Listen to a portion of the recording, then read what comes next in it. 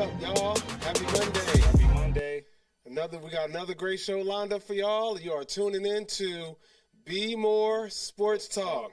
Live, we are the official podcast of The Home Team. What's up, E? How you feeling, bro? What's up, man? How you feeling, man? It's all good. It's all good. Did you enjoy your strong end, your holiday and everything like that? Yeah, I did, man. Some family time. How about yourself? Same here. My sister's birthday was yesterday, except... And you know, it's so crazy because it ties into part of what we was going to talk about. Because I don't know if you know, but Lance is Eagles fan. Yeah. Ben, I actually know. Yeah. Back to the McNabb days. So, Right. So you know how that go. Yeah. But yeah, he was talking smack during the Zoom call. We trying to have a good time. You know, my sister just turned 40. I don't know if she liked the fact that I shouted that out. She don't look it at all. But yeah, he was talking trash before the game, and I wanted more than anything for my team to prove him wrong, so I could get back on the horn the next day. But like, you sucker, you rooted for the wrong team.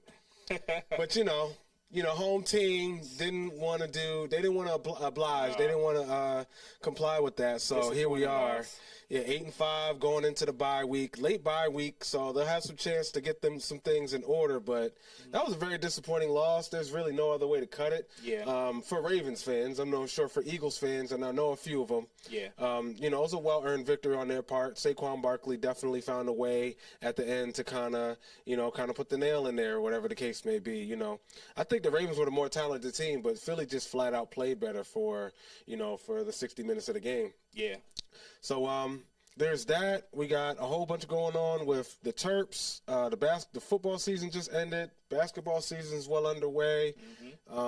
Definitely plenty to talk about. NBA, you know, some highlights going on there. There's plenty of going on in the world of sports that we plan on covering. And before I run my mouth, what's on your mind, Eve? Was there something that you wanted to talk about? Oh man, I just it was a great holiday, some great games. Our predictions from Thanksgiving, they went through. Yeah, it was pretty wild. Yeah, Lions won their game, Cowboys won their game, and then the Packers won. The only one that didn't work out for you was the Raiders and my prediction for the Raiders Chiefs. Yeah. I mean, it almost worked. You know, right. Raiders competed for 59 and whatever seconds, 59 minutes, whatever seconds. But that last play was just like, we're the Raiders. You know, they're the Chiefs. So that's how they wanted to end the game. So it's very unfortunate. I do like the way teams are competing and giving Kansas City everything they can handle and making them sweat. Yeah. It's just when you got them by the throat like that at the end, you got to finish the job. You know, they're a championship winning team for a reason. So, you know, if you want to be able to have that credit, that notch in your belt saying I beat the best team in the league, you got to finish the game. You got to play the whole 60 minutes. So, I mean, same with Baltimore. Yep. You know, the Eagles are one of the best teams in the league. They're playing like it right now. Defense is on fire. Yeah. The offense, they're not doing a whole lot, but they're not getting in their way. No turnovers, no excessive penalties. They're just playing to their strengths and just allowing the game to come to them naturally. And it seems to be working for them. So, shout out to Philly. Tip my cap to them for being the better team yesterday. Ravens got to get it together. You know, what's surprising about that is that the defense actually played pretty well. They did. That was something that was an issue for like the first couple months of the season, was them giving up big plays and missing assignments and guys just not playing on the same page. Whereas though they made some substitutions. Give Zachary Orr some credit. His first year, with a lot of talent that left from the player side, a lot of talent that left from the coaching side, and he finally was able to make some adjustments and figure some things out. They benched Marcus Williams. They cut Eddie Jackson, the two starting safeties that they started with. They let them go. They weren't playing up to their standard of play. They let our Darius Washington sub in, and they moved Kyle Hamilton back as well, and that's done dividends. It's paid dividends for them as far as slowing down other teams' passing games. They haven't allowed a completion they've only allowed one completion of over 25 yards in the last 3 games. After being bottom third in the league in pass defense for most of the season. They're probably still, ranking pretty low, but they're bringing their ranking up by actually, finding a way to slow down opposing offenses in the passing game as well as how they have in the run game. But there's that. But the offense, they got in their own way. You know, there were some missed throws by Lamar, some missed opportunities to take easy throws or easy runs. I think the offensive coordinator was trying to do too much with spreading them out. Yeah. And, I mean, Derrick Henry did get his touches, but as far as finding ways to get the playmakers easier opportunities, get the ball in space, I think when Philly made their adjustment after the first quarter, they didn't have an answer for that. Yeah. And, they were able to contain Henry. Yeah. Yeah. So it's like, you know, but they got other talented running backs. I'm still trying to figure out when they're going to implement Keaton Mitchell into the running game. You know, he's a very explosive running back. I can understand trying to, you know, wean him in. You know, he came from a major knee injury, so you don't want to rush that and risk any significant setbacks. But, I mean, you know, when you're lost 2 out of your last 3 and you have Super Bowl aspirations, all hands on deck. You know, you got to dig deeper into that playbook to get creative. You got to know how to exploit the situation when critical moments of the game arise, and know who the best players are. Use your one-on-one matchups when handy, whatever the case may be. Like I said, Barkley was limited to only 4 yards a carry, just over 4 yards a carry. A.J. Brown was limited to less than 70 yards receiving. So the defense, for the most part, did their job. They gave up 10 points in the fourth quarter, but this is after the offense failed to put up a point after pretty much having the ball for the entire third quarter after those 2 missed field goals. And that leading to a bigger storyline, especially for the Ravens contingency is, what are they going to do with Justin Tucker? What are they going to do about Justin Tucker? Right. Because, you know, it may not be fair to say that he was the reason why they lost the game, but he definitely played into it. Played a big part. When you miss 2 field goals and an extra point, that's 7 points. Your team lost by 5. That's a touchdown. Do the math. You know what I'm saying? That's touchdowns worth of points that got left there. And I think, you know, the Ravens also tell you that, you know, they also had a turnover on downs. There was a crucial drive late in the first quarter where the Ravens were backed up. I think this was a turning point in the game. The Ravens were backed up in their own territory, and they had the ball. They were up 9-0, and they went 3 and out. On that third down call, Lamar had, I can't remember if it was Zay or Isaiah Likely, that was open. Easy first down, and he threw it at his doggone feet. Right. He did a Donovan McNabb. Yeah. For those who are familiar, you know, for you Philly fans out there back in the 90s, Donovan McNabb was known for his incompletions. That he had the strength, but he would ground ball them, he would throw them in the dirt or something. But anyways, it was just a little bit of everything that kind of worked against the Ravens. The Ravens made things more difficult for themselves than they needed to at crucial moments. And, you know, later in the game, Philly just took advantage and just said, okay, y'all don't want to win this game, so we will. Peace, Maria. Shout out to Maria. Thank you so much for tuning in. Thank you as always. Yes, for your continued support, tuning in every week faithfully as you do. We thank you so much. And so there's that. We'll delve into that a little bit more throughout the game. We didn't necessarily talk too much about, well, it was 2 games that happened since our last show because we predicted what was going to happen with the Monday night game, the Ravens against the Chargers. Yeah.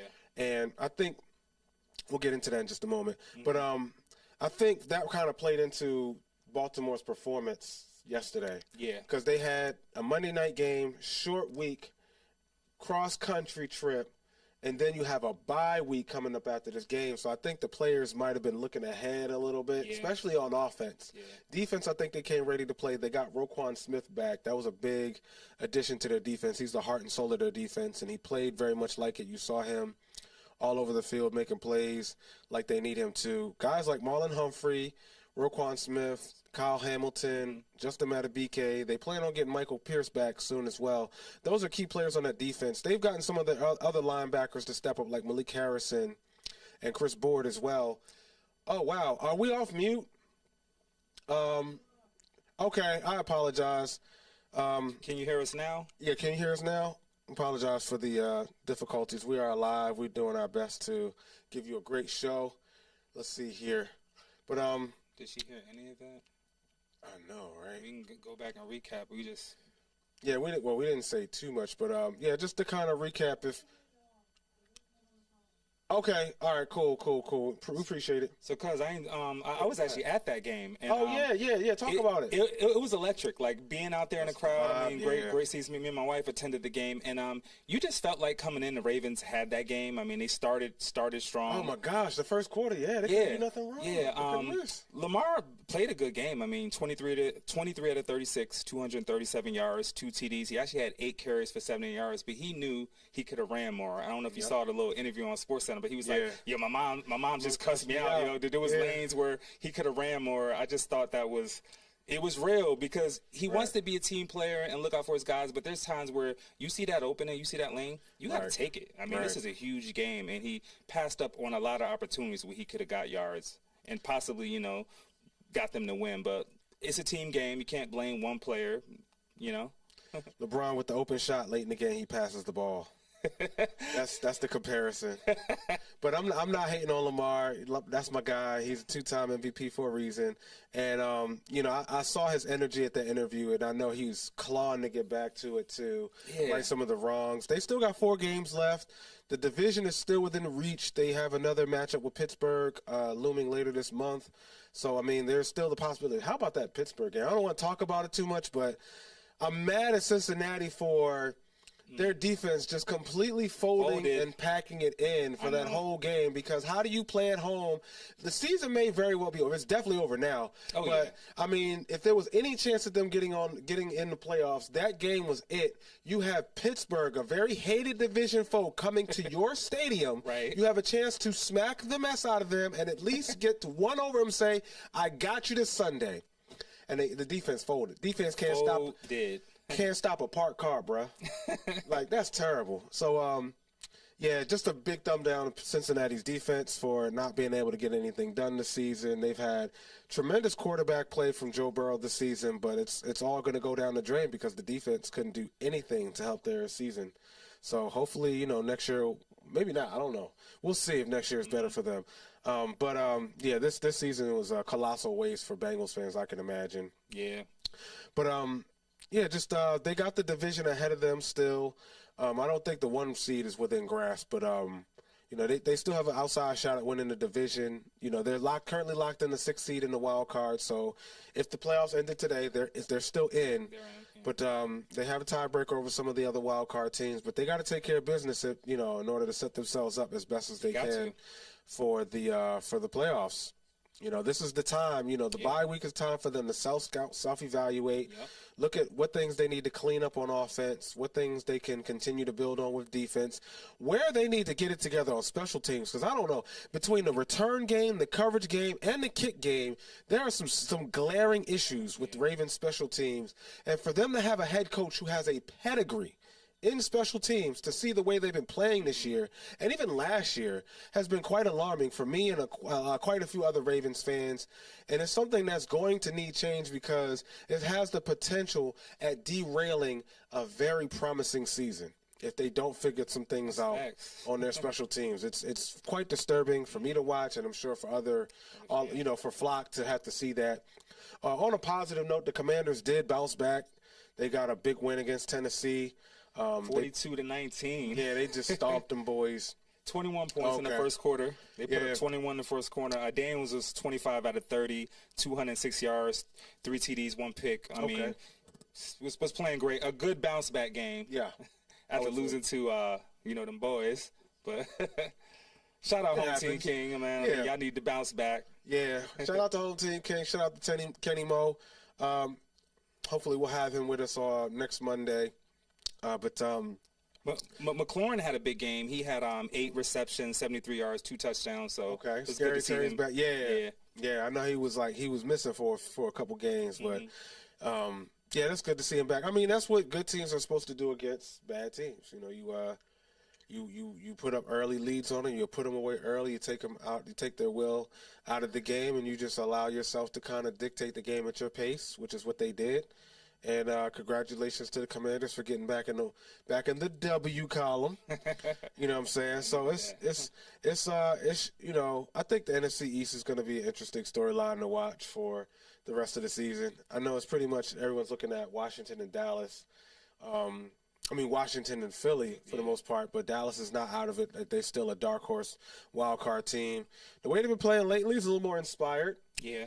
You know, I think they may be able to rally behind Cooper Rush. Yeah, they It's got one of those things where just gonna say this. No, you. But go ahead. sometimes when you have to, when you have to go with that next man up, Yeah. it kind of rallies the troops around. Everyone's elevating their play to kind of make the whole team work well enough to kind of win games, as opposed to just putting it on one guy's shoulders. Yeah. So that was my thought.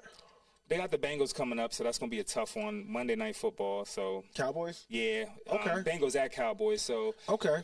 It's good for them, as I feel like, they definitely got some time off from the Thanksgiving game, so they got some time off. Yeah. Might be getting some players back, but, I mean, the Bengals are a tough team as well, so we'll see. And then they meet against I think we got the Commanders again, top of the year, so. I think we got Cincy, then Tampa, and I got to look at the schedule. But I know the schedule's not easy. They got the Panthers. I mean, these are all teams that can, give Dallas some L's. So. Okay. I heard it. Okay. Well, I bouncing around the NBS, I did just see that the Cavs beat the Celtics. I know the Celtics was coming for that one spot in the East, but, Cavaliers held them off. Hey, shout out to your Hawks. Last week, they gave Cleveland 2 losses. Oh, snap. Okay. Trae Young. 2 losses. Trae Young, ice cold. Yeah. Trae Young. Oh, snap. Yeah, and Trae Young went off. It was just so cool to show that, there's other teams in the East that can beat Cleveland. People was making them look like they're unbeatable, but the Hawks are actually playing pretty good ball right now. They look like they might be hitting their stride a little bit. Yep. Or just didn't ran into some bad teams, or ran into some teams at the right time. Yeah, they 6-4 in their last 10. So okay. Currently sitting 10-11. They're right in the thick of things. Yeah. But Cleveland's 18-3, Boston 16-4, OKC 15-5, Houston, another up and coming team, 15-6, and then Orlando. I spoke about them last podcast. They are hot right now. They won 6 straight. Word. They're 15-7. So the East is looking real. Yeah, competitive. Real competitive. Yeah. NBA kind of has their cycles where there's a superior conference every decade, I would say. Yeah. The West was kind of the thing for like the past 10, 15 years, and now the East looks like they're starting to rebalance. That's how parity goes, though. Free agency, you know what I'm saying? Teams get big. The players, they outgrow their contracts. They can't retain all the talent. They go to other teams to help elevate the play elsewhere. But that's cool. Shout out to the Magic. It's good to see. I like to see young teams on the come up. Yes. You know what I'm saying? Because it's like, you see a young team on the come up. I know the Kansas City Chiefs were that team like 10 or so years ago. Even before they got Mahomes, they were like challenging some of the top teams. The way Reed would kind of assemble things together, which they were fun to watch then. Not so much now, because they are that team now that's on the top of the perch. But I remember that once upon a time they were the team on the come up. They were the one challenging Tom Brady and the Patriots for that top spot before they eventually got there. But there's that. That's sports for you. Like when you're bad for so long, you're bound to be good over time, because you get good draft picks. Management makes good decisions, and that's how the Chiefs became good team, good contender. And then you got up and coming teams in the NBA like the Magic and Rockets, and that's just how it is. You're bound to do good when you're sorry for years and years. Like look at the Bucks. No one was talking about the Bucks back in the day. Not to say that they're killing it right now, but they were like one of the worst teams. But now they're putting up numbers. They got Giannis, so. Yeah. Dame. Chris Middleton, things like that. So and they had Drew for a minute too. Drew Holiday. He was a key piece during their championship year. Yep. I think their window is starting to close, maybe a little bit quicker than they might have thought. But just the fact that they're relevant now, but they were one of the top teams in the conference for some time. I was in Georgia when the Hawks played them in the Eastern Conference Finals. Took them 6 games. I remember that. Yeah, that was an exciting time. Very fun series to watch. It was, because it's like Atlanta came out of nowhere and just started rising through the charts. They knocked I think the Knicks and the Sixers off on their way to. Wait, maybe not. Forgive me if I got that incorrect. But there's that. The Terps, the football team played their final game of the season. Penn State, man. I mean, if you were surprised by I don't think there were too many people surprised by the result. No. The score, not necessarily quite what you would have liked, considering. I know some folks were saying that Penn State was running up the score at the end. because they were still attempting pass plays on their final drive. How do you feel about that? Now, it's interesting because I appreciate you asking. Yeah. So I was listening to a little bit of the post game. I was caught it on the radio, but the play-by-play guy, Johnny Holiday, he's a legend in sports broadcasting. Yep. He was saying that he was like he could kind of see Loxley when he shook Franklin's hand after the game. Yeah. And supposedly, like if you was lip reading Loxley's mouth, he was saying something like "Your time will come." Because it was like, dude didn't have to. He felt like dude didn't have to run up the score. Like he was going. Like you won the game. You proved your point. You were the better team. Congratulations. Best of luck rest of your season. But now you want to make it personal because, whatever, you don't like me or you don't like my team. So now you just wanted to, drive the knife in my back a little bit further, the proverbial knife, so to speak. So it was just like it wasn't necessarily what you would consider to be good gamesmanship. You're up enough points with the game pretty much well in hand. You can just mercilessly let the game end, go on about your business. But I do know that there's definitely some personal energy between the two coaches because of their history with Maryland. James Franklin was formerly on the coaching staff there. He might have felt, like he got shunned. He was supposed to be the next one in line after Friedgen left, but that wasn't the case, so I guess, he's taking that personally. Mm-hmm. Maryland has won at Penn State before, so that might have something to it as well. He knows that Maryland is a competitive team. They started off, the first 14 seconds of the game started off really well. Yeah. They got that fumble and then hit that touchdown right there, and it was like, oh, snap. Yeah. Okay. And then after that was nothing else. Downhill. Now, I will say, just kind of recapping their season review, it's hard to say that it's hard to look at it as anything other than a step back compared to what they were doing, previously, getting the three straight seasons where they got to a bowl game, and then they finished 4-8 this year. They lost, I think, 8 of their last 9 to finish the season, and I think that it was that home loss against Northwestern that was a turning point for them. I really feel like their offensive line issues got exposed. I really think that their coaching staff for the offensive line for the Terrapins really needs to be seriously under scrutiny because there were a lot of mental errors and penalties, far too many to really help a team have a real chance of winning the game. When you're getting false start penalties, holding penalties, it kills drives, it kills momentum. Yeah. You're taking points from your own scoreboard and giving them to the other team when you're backing yourself up, putting yourself in unfavorable down and distances. It makes it much easier for the opposing defense to predict what your next move is and stop you.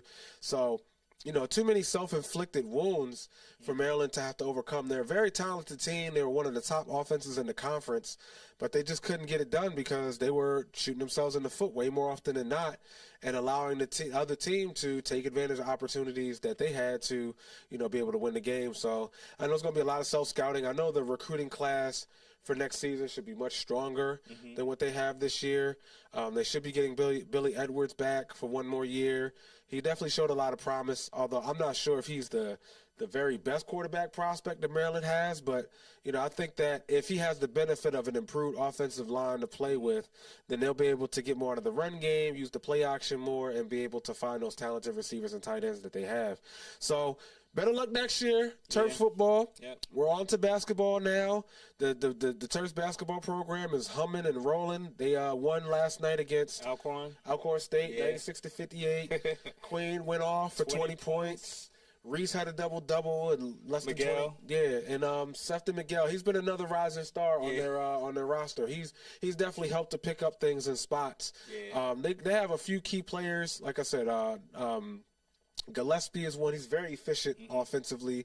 I feel like Harrison Smith, I think if I have his name right, he's also another key player. I think he's been having a bit of an up and down year, but I think he's someone that'll come on as the season progresses as well. But the size and the length, they play with so much tenacity. Yeah. They play so fast. They do. They play with, and I think that allows them to generate momentum at any point in the game. So if they're behind, they can pick it up and catch up with another team. If they're ahead, it just allows them to stay a step ahead, almost literally.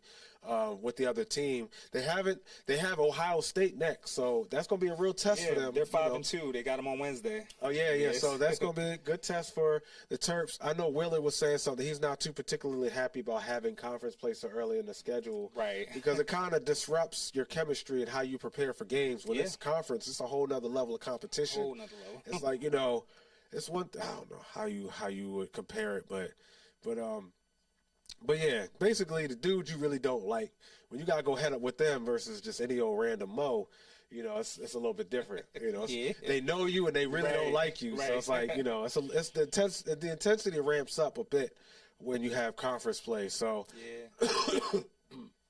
pardon me, but it should be an interesting matchup. I definitely predict the Terps to be able to pull that one out. I think they're the better team. But we'll see how that goes. We'll definitely let y'all know how that goes next time we convene. My Huskies, man. 5-3. Lost to Dayton. It was a tough one. Dayton is a good program. They are. They lost 85-67. Ooh. But UConn did win their follow-up game against Maryland Eastern Shore, so they snapped that 2-game loser streak. Okay. But UConn's schedule just gets nothing but harder. They got Baylor coming up on Wednesday, and actually all games they got this month are like top teams. So it's going to be interesting to see how UConn does with this stretch of tough games coming up. I mean, they still ranked. They still ranked. They still got their rank. Yeah. That's all I saw. Number 2 in the country. Yeah. So, I mean, I guess that just goes to show you just how difficult it's going to be this year. It's a lot of parity, a lot of competition in the tournament. When we get to March, it's going to be crazy trying to predict. I mean, it's already crazy enough to predict the brackets. I think it's going to be even crazier this year. It's going to be a lot of busted brackets that first weekend. A lot of busted brackets this first weekend. Might want to do 5, 10, or maybe more brackets. It's crazy because I remember Lance asking me earlier this year about last March about, what teams to look out for. I told him Houston was one. I was so mad because I didn't think of Connecticut at the time, and they messed around and won it all. Yeah, I had them in a couple of my brackets going all the way. Not just because them fans, just their roster was just really, really good. For sure. Yeah, like I said, well-oiled machine, great program. It's a team-first culture, for sure. Yeah. So how about the women? Maryland women still undefeated. Still undefeated. Best start since the 2018-19 season. Hey. That's when they were 12-0. So shout out to the women Terps out there. Lady Terp, Brenda Freeze, future Hall of Fame basketball coach. Right. Yes. Was it Kaylin? I don't know how to pronounce her name. Smeichel. She led the Terps. She had 16 points. She had 11 in the second half. And then shout out to Cheyenne Sellers. She had a signature all-around performance, 15 points, 6 rebounds, and 4 assists. Bet. Yeah, I know the first one you mentioned. Gosh, I'm trying to find Kaylin Smeichel? Yeah, she's the leading scorer for the season, I believe. Okay. For the Terps, yeah, she's putting on for them right now. Yeah, she went in 11 in the second half. That's huge. Indeed. So shout out to the Lady Terps. Keep doing your thing. I mean, it's early, but who knows? I know that this might be a good time after South Carolina won it all, after LSU, I think, recent years, Angel Reese and, her, I forget I know the coach first name was Kim out at LSU, but I know the Lady Tigers won it all recent years, and the Lady Gamecocks won it all last year. Shout out to Dawn Staley. She's a beast. She's a beast. Definitely. So, as far as those programs, they was able to reach the mountaintop. So now that things are starting to turn on for the new year, this might be a good opportunity for the Lady Terps to make a serious run at a national championship this year. Don't forget about the Lady Huskies. They 6-0 right now. Oh dang, okay, all right. Well, shout out Lady Huskies. Yeah. I know that was the thing too. Like if it wasn't for the men's program being so strong back in the days, the women's program. I know Gino had the girls. It was dominant. It was. They were dominating for a stretch. Diana Taurasi. I know, right? The girls, shout out to the OGs. Shout out. So there's that. Let's see. Also, on local news, there was a young man from from a local student athlete. Okay. That got prominent recognition. Oh yeah. Yeah, his name was wait, let me see. I got it. I was just saying I just got it. Wait a minute. I'm looking at it. It's right here. Okay, here, I got it. Number 54, Joshua Blackston of the Dunbar Poets. Shout out to you. He got he's the first Baltimore City Public Schools student athlete to get named or invited to the Under Armour All-American High School football game. So he will be part of the roster for the 2025 game. So, yeah, shout out to Joshua Blackston. Black excellence in sports. Tubman City, stand up. That's home team advantage right there. That's home team. Yeah. That's putting on for the home team right there. Joshua Blackston definitely doing a thing. So, you know, like I said, Baltimore has been – it's been a hub for, you know, athletes to come up. Like if you go back to Muggsy Bogues. I feel like I said that wrong. Maybe it was wrong. It's Muggsy Bogues. Yeah. Muggsy Bogues, Sam Cassell for basketball, Tavon Austin for football. A few other prominent players that just Diggs. Yeah, he's from Maryland. Yeah. But they did go to some schools out here in Baltimore. As far as like Gilman, I know it's a program. It's a high school known for a lot of athletes that come from that high school that have played in college and played in prominent college programs and in the NFL as well. Some of the names just escape me a little bit right now. Terrence West, another name. Yeah, West. Yep. Yeah, he played for Towson before he went pro. Had a brief stint with the Ravens. But, yeah, it's definitely, you know, Baltimore is, you know, being known more and more for talent coming from this area that have been able to get recognition on the pro level. So we're just going to continue to carry our tradition and just shine on, like, you know, just use that as an example that, you know, we can do great things, you know. Yeah. The sports is an outlet for our children to express their greatness, and that we can continue to push them and give them motivation to be great and not have to just settle for less and just what's going on.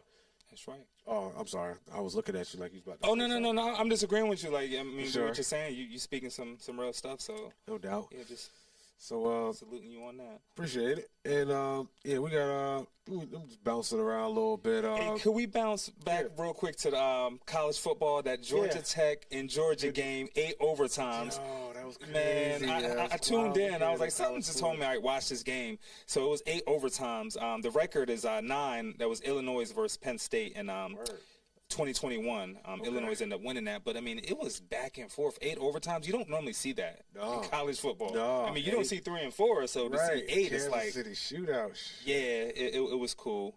Yeah. Georgia ended up winning, though. They prevailed. They ran it in. Man. Okay, so shout out to Georgia. I mean, that's Athens versus Atlanta right there. You know, the two A cities. Athens got the better. I've been down to I went to Georgia Tech campus once, like way back when. Yeah, it's lit. Like I like the vibe there. You know, being right there downtown Atlanta. Okay. So it's like, you know, I can only imagine what the GPA scores be looking like because there's so much activity downtown Atlanta. You try to hit the books. Are you sure you try to hit the books? All right, let me leave y'all alone. Shout out to the Yellow Jackets. ACC. Oregon still undefeated. College football. Alabama won the Iron Bowl. They beat Auburn. They try to make their bid to get into the playoffs. Right. Colorado beat the brakes off of Oklahoma State. Yeah, 52 to nothing. I mean, Prom is doing Prom things, man. Having a better season than last season. They didn't do terrible, but I mean, definitely took it up some notches. Yeah, quite. Yeah. I think that he's going to have an easier go of things on the recruitment trail. You know, getting the boys to buy in because, I mean, really, it was a lot. You know, the first 2 years, you don't really have a lot to work with as far as the recruitment. There's a lot of players that you've already inherited for the team. Mm-hmm. You may try to grab some guys from the transfer portal. And that's another conversation that I'm going to touch on real quick. Yeah. The transfer portal and the whole NIL system. Now, I know a lot of people are talking about it.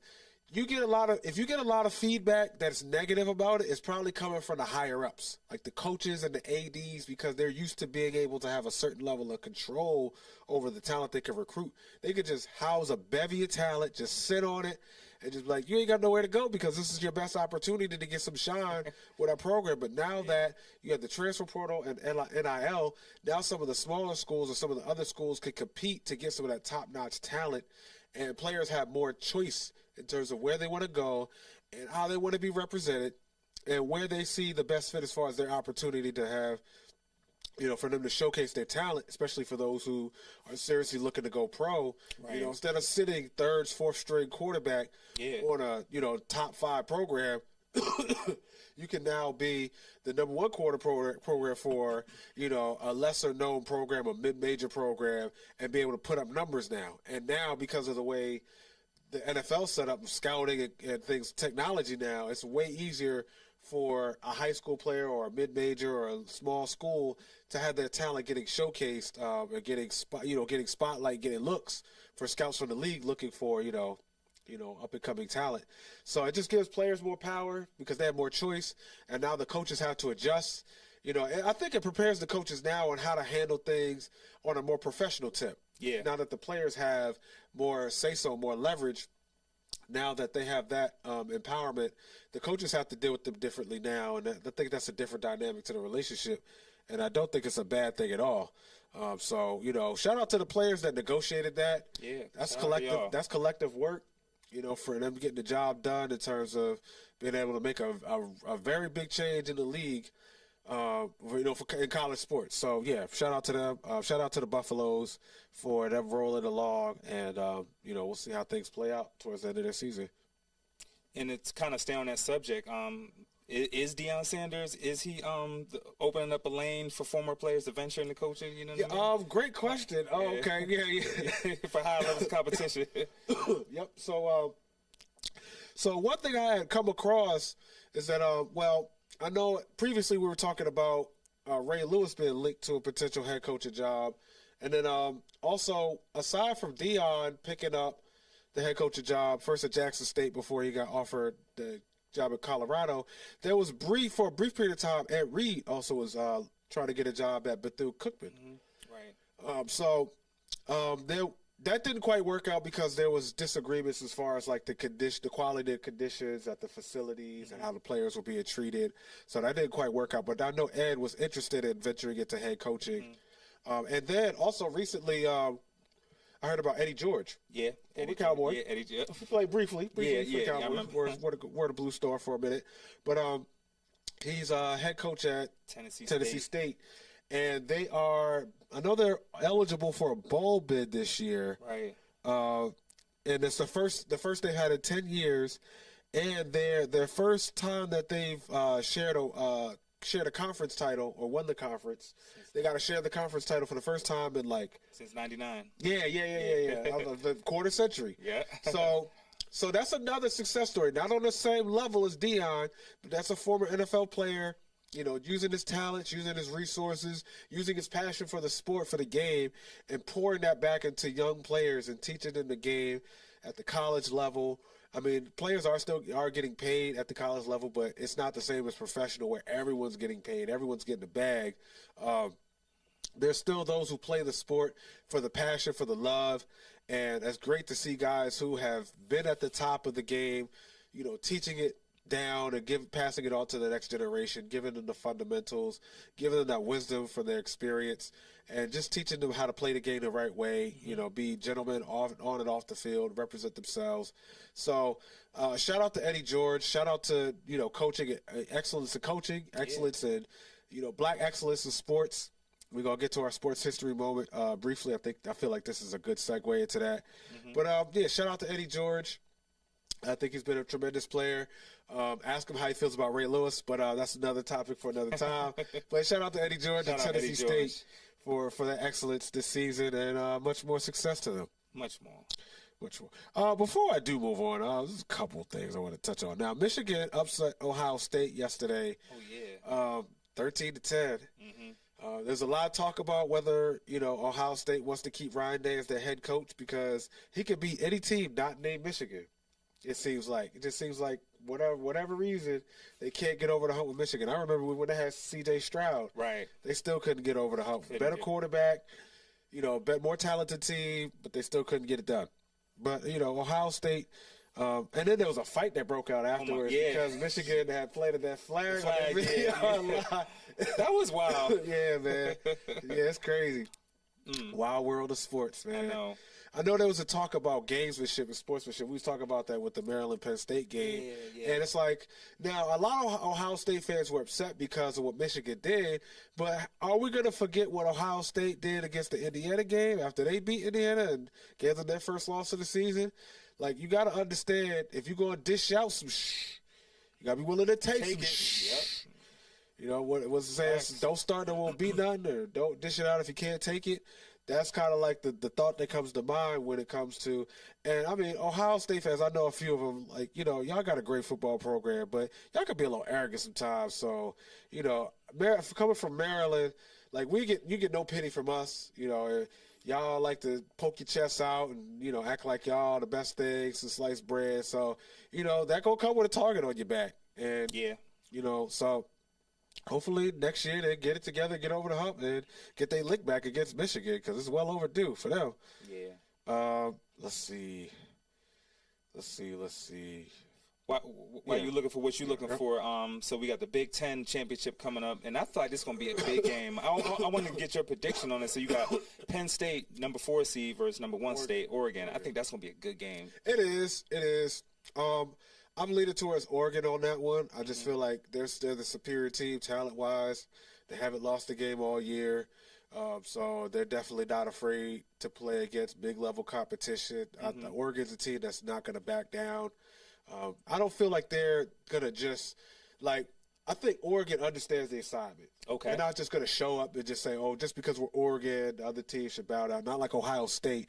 But yeah, Oregon, they're going to understand this out. They're going to play hard. I feel like Penn State's going to give them a good run at it for much of the game, but I think Oregon is going to pull out late and show that they're the better team and win the Big Ten this year. But it should be a close one, though. Yeah. I think a very entertaining game. Penn State they're pretty well built defensively. Oh, yeah. So I think that's going to be a strength on strength. Oregon lost one game. Yeah, one game, you know, tough loss, close loss against Ohio State. So, you know, I think that's going to be one of those situations where, you know, if Penn State can have, if they can, I don't say overachieve, but if they can play a great game for 60 minutes and force a couple turnovers, that might be the equalizer they need to get the upper hand. Otherwise, like I said, I expect Oregon to pull that one out. I think that's going to be that's an over. I'll say look at the over for that game. One more I want to touch on is the Big 12 championship. You got Iowa State versus Arizona State. Both these teams are 10-2. I feel like this is going to be another crazy matchup. So I think I'm gonna rock with Arizona State in this matchup. Okay. I feel like it's gonna be a tough one, but I think Arizona State gonna come away with the dub. They're favored by only 2 points as the whole team. Okay. So the odd makers say it's gonna be a good game. They might lean a little bit towards Iowa State because the way the books break down is if they give the home team -3, they're just basically saying it's pretty even down the line, but that home team has that advantage. They might get the last possession and kick a field goal to decide the game type of deal. So if the home team's just giving if the home team is only laying 3 points, then the odds makers think it's going to be a pretty even one. Them only laying 2 points says that they think Iowa State might be slightly better. Yeah. But Arizona favored to win that game. So yeah, you definitely have you have it there. I think the odds makers and you see the game the same way. SMU Clemson for the ACC. Yeah. 9-3 Clemson versus 11-1 SMU. Yeah, SMU. Since when did SMU become part of the ACC? That's my question, but I mean, you know, that's... Yeah, I got to go back do some research on that one. Right. But yeah, SMU's humming. Georgia, Texas. Georgia's 10-2. Yeah. It's hard to bet against Georgia, man. I mean, Texas is playing one of their best seasons that they've had in a while, so, and them being the home team, you know, they look good. They're favored by 2.5 on the spread. The total's at 49. It's hard for me to bet against Georgia. It's hard for me to bet against Georgia. Kirby Smart he's a very intelligent coach, and he got the boys running. I just feel like now one reason why it would be a good idea to bet against Texas is because they had that long overtime game against Georgia Tech, so that might take some juice out the tank when they go on the road against Texas. True. That was a long game. It was a long game. So those type of games tend to take some air out the sails going into the next game. I like Georgia to win it. Like I guess my heart says Georgia, but logically speaking, I think Texas is the smart money for that game. Right.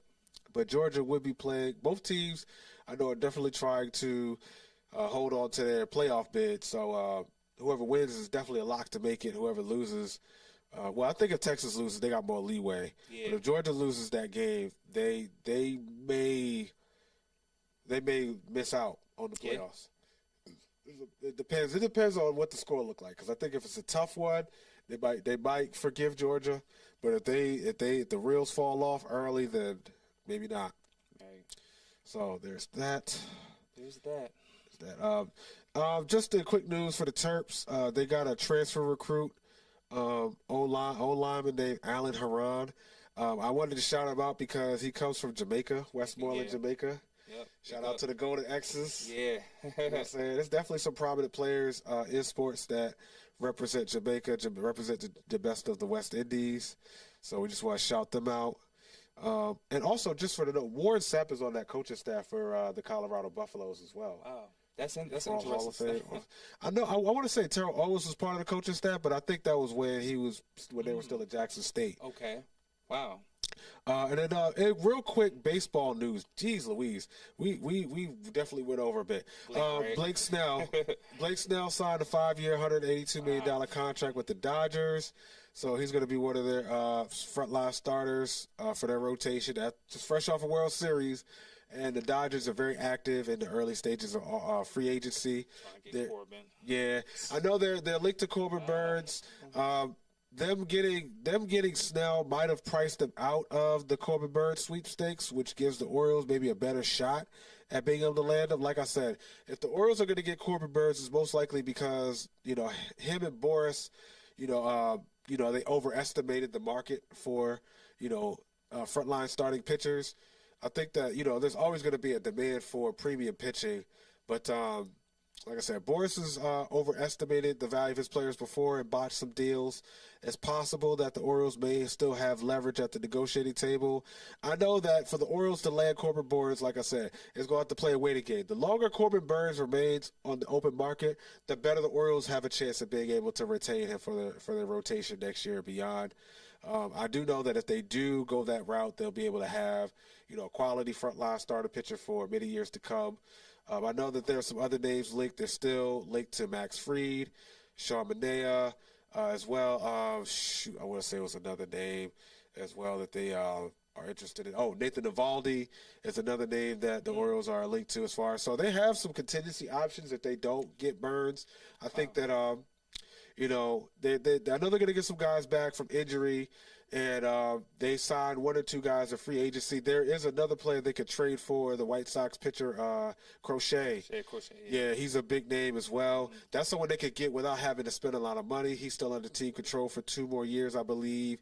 So they would have to trade some premium prospects to get him. But that's a way they could get top-notch pitching talent without having to break the bank.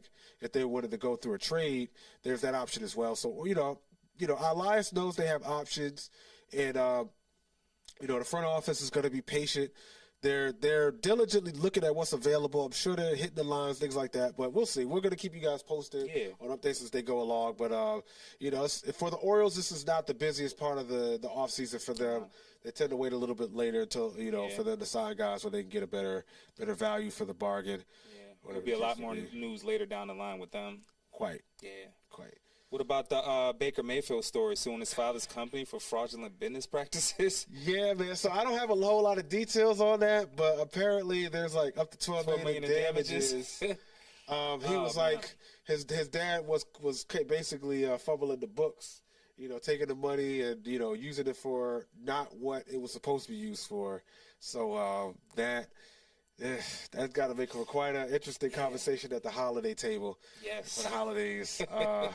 But just family stuff. It's like you be mad at your folk, your uncle. Or first of all, he's suing his dad.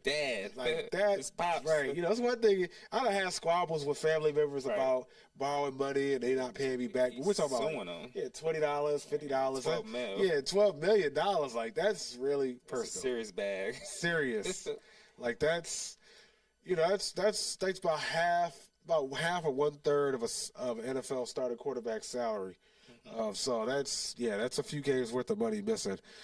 So hopefully they're able to resolve that. Interesting there. It was a bunch of other Today in sports moment. Yep, Yeah. definitely gotta get to that. So yes, for today it's sports history. Thank y'all so much. We definitely got quite a few interesting. Right, we trying to touch on all the topics. It's so much, man. It's sports, like it's. Indeed. We appreciate y'all for tuning in. We really do. Indeed. So, we're just gonna continue to give you that quality conversation. Be more sports talk with the whole team. And the whole team advantage. Brought to you by. To Icon, for sure. Elevate, believe, just rise, y'all. That's right. So, you know what I'm saying? Absolutely. And so one of the first things that happened on December the 2nd, back in 1951, on December the 2nd, on today's date, future Pro Hall of Fame wide receiver Don Hudson. For you granddads out there, I'll be forgetting y'all, man. I heard the name, though. Yeah, Don Hudson. I heard the name before. He has got his number 14 jersey retired by the Green Bay Packers, and he was the first number retired in franchise history. So shout out to Don Hudson. Let's see here. What else happened? I'm about to let y'all know. In this date, 1969, Oscar Brown Jr. had a musical called Buck White, which starred Muhammad Ali. It opened at the George Abbott Theater in New York City and ran for 7 performances starting on today's date, December 2nd, back in 1969. So that's, let me see my math. That's 55 years. 55 years ago on this date, if my math is correct. Also, just a couple years later on this date, December 2nd in 1971, our very own beloved Frank Robinson, star outfielder for the Baltimore Orioles, also manager from what I found out. He also had a career management manager. He was traded from the Baltimore Orioles to the Los Angeles Dodgers. So today's date, Frank Robinson left the Orioles franchise to go to the Dodgers for greener pastures. I know Robinson won a World Series with the Orioles. Very prominent player, Hall of Fame. I had bought a T-shirt with his name and number on it. Salute to Frank Robinson. Salute. Very beloved figure of Baltimore sports history. Outstanding guy. Beloved figure. We love him very dearly, Frank Robinson. I got one for you. Go ahead. Today in sports, 1963. Today, Major League, the Major League Rules Committee banned the use of oversized catcher's mitts. This rule went into effect in 1965. So back in the day, I guess they had huge catcher's mitts. Go figure. Yeah. I mean, the only thing I could think of is maybe they were trying to avoid, wild pitches and pass balls. Right.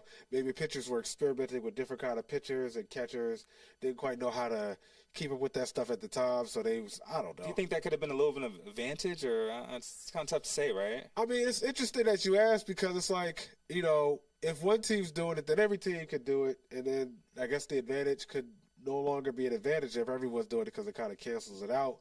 But it kind of reminds me of steroids during the steroid era, where before players were getting banned for using performance-enhancing drugs, it was celebrated around the league. Yeah. It was like players on camera getting interviews showing the different products they were using. Mark McGwire, Sammy Sosa, Jose Canseco. When the steroid era was at its height, players are hitting the home runs out of left and right, tearing the cover off the ball, hitting it out the park. And it was great for the sport because it was getting ratings. People were watching, getting crazy. But then it got to a point where the sense of morality set in, and they outlawed steroids,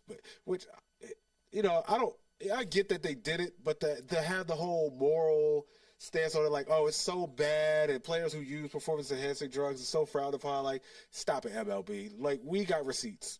But, yeah, anyways, competitive advantages, right, you know right. what I'm saying? It's the first team that does it, but then after a while, everyone will catch on. Back in the days, teams didn't catch on like that because they didn't have information spread around like how they do nowadays. Right. It's a copycat. We're in a copycat generation of sports where if any competitive advantage gets brought to the public's awareness, everyone's gonna pick up on it that quick. Yeah. Back then, they were able to get away with like so much stuff. Yeah.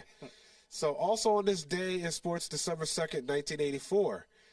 This was one day after Mickey was born. Right. But Miami Dolphins quarterback Dan Marino, and he broke the single season touchdown pass record. He threw his 37th touchdown pass in a 34 to 45 loss to the Oakland Raiders, and finished the season with 48 touchdown passes. That record would later go on to get broken by, I know Peyton Manning broke the record. Tom Brady also broke the record. But back in 1984, Dan Marino set that record originally with 48 touchdown passes. Wow. In a single season. It's an interesting stat.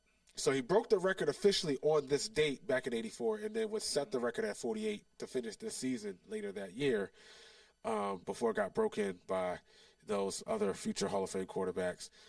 So in this date, in 85, a year later, the Chicago Bears head coach Mike Ditka and defensive coordinator Buddy Ryan almost come to blows at halftime in a 38-24 loss to the Miami Dolphins at the Orange Bowl, which was Chicago's only loss of the season. For those who remember, the 85 Bears was a very historical year. Their defense was the star of the show. I want to say they won the Super Bowl that year. But that was a great year because the Dolphins was the sugar honey iced tea in the AFC. Don Shula, Dan Marino. Right. On the AFC side of things, you had Mike Ditka as the coach, and that awesome defense that Chicago had, and the Monsters of the Beltway, I believe they were called. Also in 1985, that's interesting. Okay. Dan Marino and John Elway faced each other for the first time in a 30-26 win. Miami Dolphins won 36-20 win over the Broncos. Marino threw for 390 yards and 3 TDs in that game. But this was what I like. One thing about this game was that it started the elite quarterback comparison, or the elite quarterback rivalry, where you have, Tom versus Peyton, back in the 2000s, and you had Lamar versus Patrick Mahomes, Lamar's earlier seasons, things like that. Now where you see like the top 2 quarterbacks of the league go at it, they compare like, okay, this top quarterback versus that top quarterback. Kind of started back then between Dan and John. With them going at it. John Elway almost being a Baltimore Colt a couple years prior, before the Irsay said, you good, don't come here, you don't want to play your career here, and that worked out well for Elway. Also, on this day in sports, back in 1993, the Houston Rockets scored a 94-85 win over the Knicks at Madison Square, and they recorded their 15th straight win to start the season. That tied the Washington Capitals' all-time NBA record that was set back in 48-49. The streak ended their next game. But, that ties into what the Cleveland Cavs were doing to start the season this year. Yeah. As far as winning 15 straight to start the year. So there was a little bit of sports history that happened 30 years ago that ties into what happened this season in the NBA. So we have that. We're getting ready to wrap up soon. Thank y'all so much for tuning in. I believe there's a game going on tonight. Yeah. Was it Broncos and Browns. Yeah.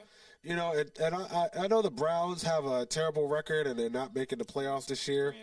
But as far as keeping things competitive, I feel like they'll definitely give the Broncos a run for their money. Broncos favored by 6.5 points on the spread, over at 41. Bo Nix is starting to come on as of late. I think that him and Sean Payton are starting to get on the same page about the offense. And, I think he's starting to come on. The game's starting to slow down for him a little bit. Right. The Browns are going to rally behind Jameis Winston. They got Nick Chubb back. So, don't be surprised if they go over the total in this game. And as far as the spread, I think the Broncos are the better team. Their defense is elite. They probably force some turnovers to get the upper hand. So playing at home, I just think that I would think the Broncos are going to be the team to beat. So I would say go Broncos, bet the home team on the spread, take the over. Yeah, over. Take the over. Well, I know it's probably gonna be a lot of running. I know the Browns gonna try to run the ball. No, okay. I take that back. Take the under. I think that the Browns are going to have trouble offensively, and they're going to be able to have a hard time keeping up. The defense is going to try to do everything they can to hold the score close, but the Broncos are just going to be too much. And the Browns offense, I think they throw in a clunker today. Jameis Winston's probably going to throw like 2 or 3 picks. Yeah. I think he's due. I think he's like an alternating quarterback. He has a great game, and then he follows it out with a clunker. So he had a great game last week against. He did. Was it not Pittsburgh? Was his last game that they played? But yeah, I think they're due for a clunker. So I think the Broncos are gonna win. They're gonna cover, and I bet the under for the game. That's my prediction. As far as the score, I would say 23-10 Broncos is my prediction for the final score. I'd say 24-7. I think they're only going to get a touchdown. One tutty for the Browns. Yeah. That's cool. I mean, the Ravens aren't too worried about them in the division standings. Another thing I wanted to bring up about the Ravens and Chargers game, that was the 12th year anniversary of the 4th and 29 play. For those who remember when the Ravens won that last Super Bowl, hey, diddle, diddle, Ray Rice up the middle. Flacco dumped the pass off to Ray Rice. That was wild. Weaved up the field. Anquan Bolden throwing that crushing block on Eric Weddle to spring him just enough to get the football past the line to gain to keep that drive That's going. an epic game that I always will remember. Very, very epic moment in that season. The Ravens were going to win that game. They had top seed in the conference at the time. They lost 3 in a row after that, and that's what caused Harbaugh to fire their offensive coordinator at the time and made a change in offensive coordinator midseason. They got things back on track for the playoffs, and Joe went on that historic run to eventually win the Super Bowl that year. But that was definitely a key, vital moment, potential turning point in that season that helped them to, get over the hump. I don't know if we talked about Thursday's games much. This past Thursday? This past Thursday. Yeah, we did a little bit. The Lions, what they played, the Bears, kind of had them winning that game. Yeah, I didn't expect it. I didn't expect them to win the way that they did. Right. Or the Bears to lose it the way that they did. Yeah. The Cowboys, I thought they would win a little bit bigger, but they're banged up. They're missing a quarterback. But they prevailed at the end. So better team. Yeah. I think the best game was the Packers and the Dolphins. Dolphins, yeah. Yeah. Packers did a good job. They handled business. Yeah. Dolphins tried to rally back late, but they just wasn't. And they weren't prepared for the weather. They're not used to playing in that cold weather. Yeah, Tua still has yet to win. So Packers had that advantage, They sure did. LaFleur, like I said, he's a great coach. I think it's because there's so many other teams that are playing well that are bigger. I don't know. It just seems like LaFleur. Probably because Aaron Rodgers isn't there anymore. Yeah. But the fact that he's been able to get them right back into playoff contention after they moved on from Rodgers, that I think is a credit to LaFleur and how he's been able to get the guys ready to have a great game plan. I think their front office is similar to the Ravens in terms of having a long-term plan in terms of how they build their roster. Mm-hmm. They could have went the quick route, got a free agent quarterback, got a free agent this player, that player to get them keep the bridge going, but they said, nope, we're going to start over. We're going to go young. We're going to wipe the slate clean and build that team from the ground up. And, they accelerated the rebuild. They were able to get right back in it. They're one of the top teams in the conference, not named Detroit. Detroit can't rest easy because of great teams like Green Bay and Minnesota nipping at their heels. That division is probably not going to be decided until after Week 18. Yeah. Shout out to Minnesota for winning that close comeback yesterday against the Cardinals. That was a tough game because the Cardinals are coming on this year as well. That's another team to watch. Yeah. They lost their last 2, tough loss for the Cardinals.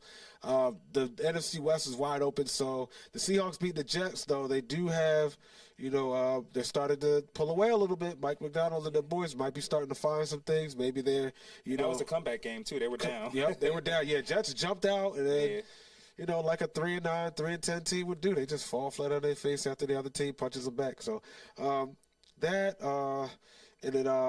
Chargers bounce back. The Raiders and the Chiefs. Also, I remember predicted that the Raiders were going to win that game. I knew that they were going to play them tough like they do.